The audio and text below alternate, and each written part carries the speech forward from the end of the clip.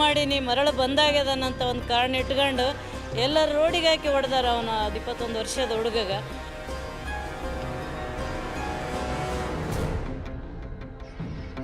कर्नाटक की एमएलए देवदुर्गा केरम्मा गोपाल कृष्णा को sand mafia के खिलाफ कार्रवाई करने पर कत्ल की धमकियां मिली हैं।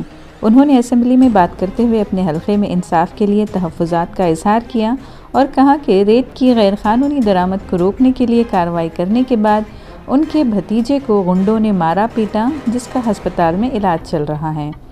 केरम्मा ने मज़ीद दावा किया कि साबिक़ बीजेपी एमएलए शिवन्नागौड़ा नायक उनके ज़िले में एडमिनिस्ट्रेशन में मुदाखलत कर रहे हैं, जिससे उनके लिए काम करना चैलेंज बन गया है।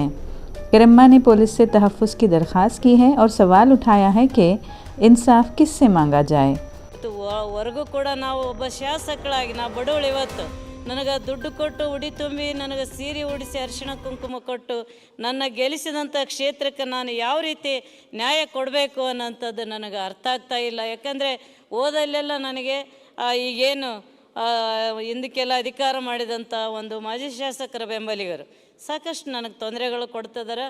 ಇಲ್ಲಿ ಕೂಡ ನಾನು ನೆಮ್ಮದಿಯಾಗಿ ಕುಂತು ಮಾತಾಡೋಕ್ಕೆ ಏನೋ ಒಂದು ಅನುಮಾನ, ಏನೋ ಒಂದು ಚಿಂತೆ. ಯಾಕಂದರೆ ನನ್ನ ಒಂದು ಸೀಟಿಗೆ ಕೂಡ ಯಾರೋ ಒಬ್ಬ ಅನಾಮಯಿಕ ವ್ಯಕ್ತಿ ಬಂದು ಕೂತದ್ದು ನೋಡಿದರೆ ನನಗೂ ಮತ್ತು ನನ್ನ ಕ್ಷೇತ್ರದ ಜನರಿಗೆ ಅನುಮಾನವನ್ನು ಉಂಟು ಮಾಡೋಕ್ಕತ್ತದ.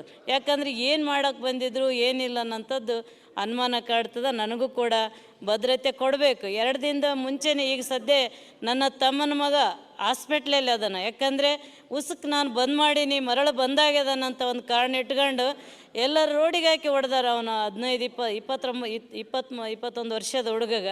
ನಾವು ಯಾರನ್ನ ಕೇಳಬೇಕು? ಇವತ್ತು ಅಧಿಕಾರ ಅದ ನಮಗೆ, ನಾವೇನನ್ನೋದ್ರೆ ನಿಮಗೆ ಅಧಿಕಾರ ಅದಲ್ರಿ, ನೀವು ಅದನ್ನು ಸರಿಪಡಿಸ್ಬೇಕಂತಾರೆ.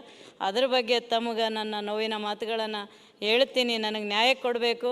इस सिलसिले में कर्नाटक के साबिक़ वज़ीर आला एच.डी. कुमारस्वामी ने केरम्मा के लिए हिमायत का इजहार किया है।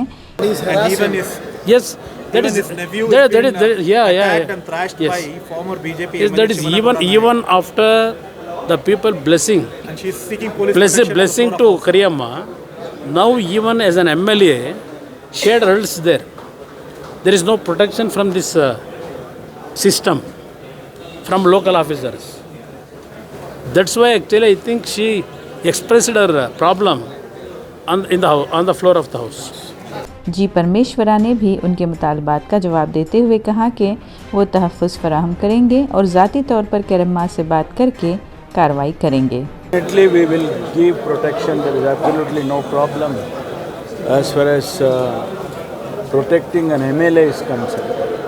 But regarding the mafia, we definitely take it seriously, and if there are any particular cases, any specific cases, if she refer it to me, I will definitely order an action plan. Her nephew was attacked 2 days back.